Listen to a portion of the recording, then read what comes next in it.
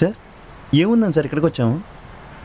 కష్టాల్లో ఉన్న వాళ్ళందరూ, బాధల్లో ఉన్న వాళ్ళందరూ నన్ను వెతుక్కుంటూ రండి. నేను మీ అందరికీ ఆశ్రయిస్తాను. నిన్నే నమ్ముతున్నాము తండ్రి, ఈ స్తోత్రం. తనయుడి గురించి తండ్రికి తెలిసినంతగా ఎవరికీ తెలియదు. అలాగే తనయుడు ఎవరి మాటకైతే కట్టుబడాలనుకుంటాడో అతనికి తప్ప తనయుడి గురించి ఎవ్వరికీ తెలియదు.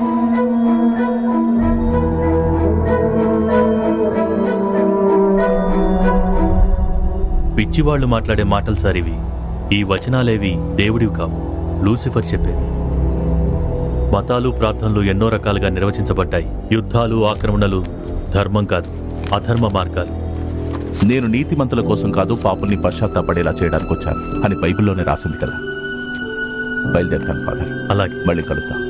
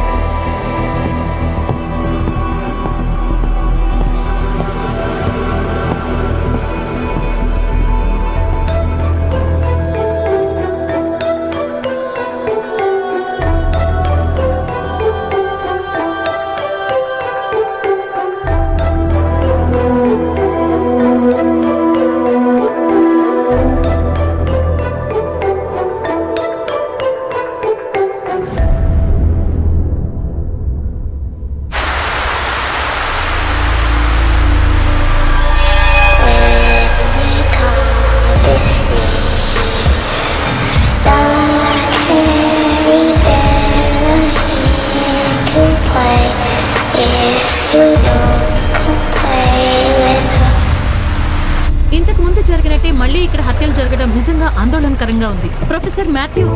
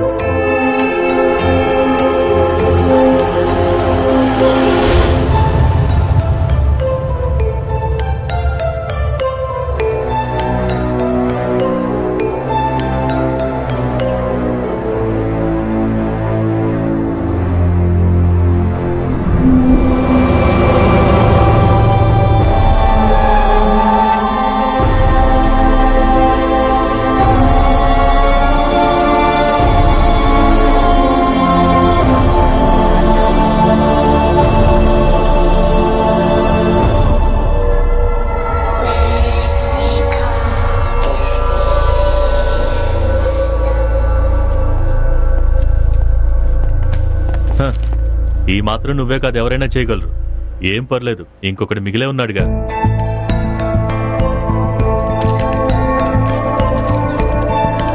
సార్, అంతకుడి గురించి ఏమైనా తెలిసిందా? హత్యకు గల కారణం ఏంటి? ఏమైనా క్లూ దొరికిందా? ఈ 3 సంఘటనలు జరిగిన తర్వాత కూడా మీకు ఎటువంటి క్లూ దొరకకపోవటం ఇన్వెస్టిగేషన్ లో మీ చేతకానితనం అని చెప్పొచ్చా? మరో హత్య కూడా జరగబోతోందని ఇప్పుడు జరిగిన సంఘటన ఒక హెచ్చరిక అనుకోవచ్చా? ఇక ఎలాంటి హత్యలు జరగవు.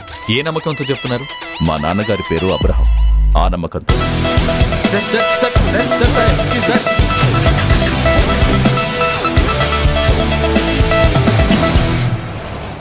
సార్, జరిగిన 3 హత్యలు స్పాట్లో మనకు దొరికిన లెటర్స్ని బట్టి చూస్తుంటే దేవుడిపై నమ్మకం ఉన్న ఒక ఆస్తికుడైన ఒక అభినవ అబ్రహమే ఇది చేశాడు. ప్రతి హత్యలో పెద్దవాళ్లతో పాటు చిన్నపిల్లల్ని కూడా చంపుతూ వెళ్తున్నారు. అంటే ఇవన్నిటిని మనం కనెక్ట్ చేసి చూస్తుంటే హత్యలకు కారణం డబ్బుల మీద వ్యామోహమో, పగ, ప్రతీకారాలు ఇవేవీ కాదని అనిపిస్తోంది. మరి వాడి మోటివ్ ఏమిటి? సార్, అది కనుక్కోవడానికే అమీలా కేసు మీద దృష్టి పెట్టాను సార్. అమీలా 10 ఏళ్లుగా స్కూల్ ప్రేయర్లో పార్టిసిపేట్ చేయట్లేదు. She was a devoted absentee. ఒక రకమైన సెల్ఫ్ ఇంపోజ్డ్ ఆస్ట్రసైజేషన్. అమీలాకి దేవుడి మీద విశ్వాసాన్ని ఎవరూ కల్పించలేకపోయారు. తన తల్లిదండ్రులు కూడా అవిశ్వాసులే. అడ్మిషన్ రిజిస్టర్ చెక్ చేసినప్పుడు రిలీజియన్ అన్న కాలంలో నో రిలీజియన్ అని రాసుండడం చూశాను. మిగతా కేసులు చెక్ చేస్తే చనిపోయిన వాళ్ళందరూ నాస్తికులు, దేవుడి మీద విశ్వాసం లేనివాళ్ళు. సాధారణ క్రైస్తవ కుటుంబంలో ఉండి ప్రార్థనా విధానాలు పాటించని ఫ్యామిలీస్ నుంచి కాకుండా ఎవరైతే దేవుడి మీద విశ్వాసం లేకుండా ఉంటారో వాళ్ళని అమిత విశ్వాసం కలిగిన వ్యక్తి వేటాడి వెంటాడి చంపుతున్నాడు. శరీరాన్ని ఆత్మ నుంచి వేరు చేసి మరో ప్రపంచానికి పంపించే ఆస్ట్రల్ ప్రొజెక్షన్ అనే నియమాన్ని హంతకుడు ప్రయోగిస్తున్నాడు. దేవుడి వల్ల స్వయంగా ఎంచుకోబడిన దేవుడి యొక్క ప్రతిరూపాన్ని అనే భ్రాంతిలో ఉన్నాడు. Delusional disorder. ఇదే ఈ హత్యలకి కారణం. ఇలాంటి కేసు కాలిఫోర్నియాలో కూడా జరిగింది. చార్ల్స్ మ్యాన్సన్ డైరెక్ట్గా కాదు, తన విశ్వాసుల చేత ఇదే కారణంతో చాలా మర్డర్స్ చేయించాడు. దేవుడి యొక్క ప్రతిరూపమని తనను తాను అనుకునే ఇదంతా చేశాడు. ఇలాంటి పిచ్చివాళ్లు మనకు అన్ని దేశాల్లోనూ కనిపిస్తూనే ఉంటారు. మరి లెక్కలేంటి? అతను 10 మందిని చంపుతాను అన్నదానికి కారణం ఏంటి? 10 మందిని చంపుతానని ఎందుకన్నాడో తెలుసుకోవాలి. కానీ దానికి సంబంధించిన క్లూ మనకెక్కడా అంతుపట్టట్లేదు. వర్షం పడే రాత్రులైతే అరుపులు బయటికి వినిపించవని ఆ రోజుల్లోనే హత్యలు చేస్తున్నాడు. అలా చేయటం వల్ల స్నిఫర్ డాగ్స్ తో మనం ఎంత వెతికినా క్లూ దొరకదు. What next? వినడానికి అప్సెట్ గానే ఉంటుంది, కానీ పెద్ద టాస్కే. సిటీలో తాము నాస్తికులు అని చెప్పుకొని తిరిగే ప్రతి ఒక్కరి వివరాల్ని మనం వెంటనే సేకరించాలి. ఆర్డర్స్ వచ్చాయి. ఇంతకు ముందు జరిగిన సంఘటనలో కూడా ఒకే ఫ్యామిలీలో ఉన్నవాళ్ళని చెప్పాడు కదా. ఇప్పుడు నెక్స్ట్ ఎవరిని మర్డర్ చేయబోతున్నాడో ఎలా తెలుసుకోవడం? అది తెలిస్తే హంతకుడు ఎవరో మనకు తెలుస్తుంది.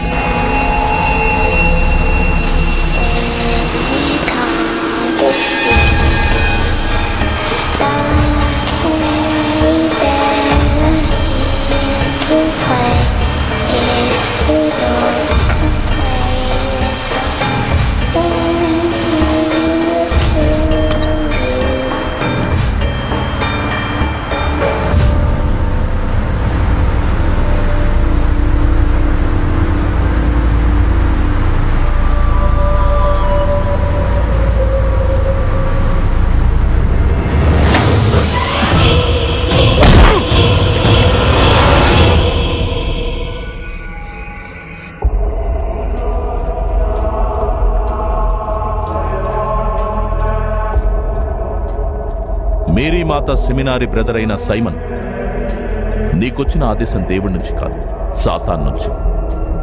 నీ త్యాగం అసంపూర్ణమవుపోతుంది. ప్రభువు నిర్ణయించిన దాన్ని ఆపటం ఎవరికి సాధ్యం కాదు. మరి ఎలా సంపూర్ణం చేద్దాం అనుకుంటున్నావు? హౌ డిడ్ యు ఫైండ్ మీ? ఒక పోలీసోడు అయ్యుండి నువ్వు అడిగే ప్రశ్నలకి సమాధానం చెప్పాల్సిన అవసరం లేదు. అయినా పర్లేదు. నువ్వు చంపిన వాళ్ళందరూ అవిశ్వాసులు, అలాగే దైవ మార్గంలో నడవని వాళ్ళు. నువ్వు చేసిన చివరి హత్య అమ్మా నాన్నలు కోల్పోయి అనాథ శరణాలయంలో చదివే ఎలాంటి మత విశ్వాసం లేని ఒక 10 సంవత్సరాల వయసున్న మార్టిన్. నువ్వెందుకోసం ఈ నంబర్లన్నీ వేసి హత్యలు చేస్తున్నావు? ప్రభువుని నువ్వు ఎదిరించి గెలుస్తావో లేదో పరీక్షించాను. ఎస్ సార్, ఇతని బ్లడ్ గ్రూప్ మ్యాచ్ అయింది, ఏబీ నెగిటివ్. పైగా అతని చేతి మీద ఆనవాళ్ళు కూడా ఉన్నాయి సార్. అవన్నీ కత్తితో గీసుకునేవే సార్. సార్ సైమన్, ఏం తింటావో చెప్పు. మీకేమనిపిస్తోంది సార్? నేనేమన్నా పిచ్చోడిని అనుకుంటున్నారా? నేను చేసే పనులన్నీ పూర్తి స్పృహలో ఉంటే చేశాను. వాళ్ళు దేవుణ్ణి తిరస్కరించారు. దేవుణ్ణి ప్రార్థించాల్సిన సమయంలో వాళ్ళు దేవుణ్ణి అవమానించారు. దేవుణ్ణి ధిక్కరించిన అలాంటి వాళ్ళకి ఈ భూమి మీద ఉండే అర్హత లేదు.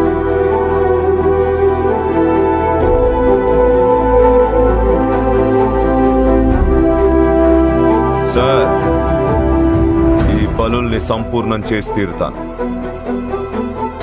పరిశుద్ధ ప్రభువు అయిన యెహోవాకి స్తోత్రం.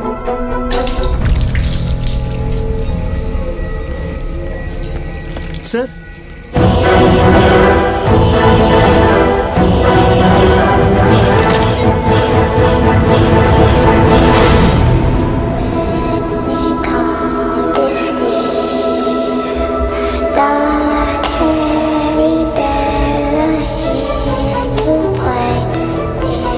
ఈ బలుల్ని సంపూర్ణం చేసి తీరుతాను. పరిశుద్ధ ప్రభువు అయిన యెహోవాకి స్తోత్రం.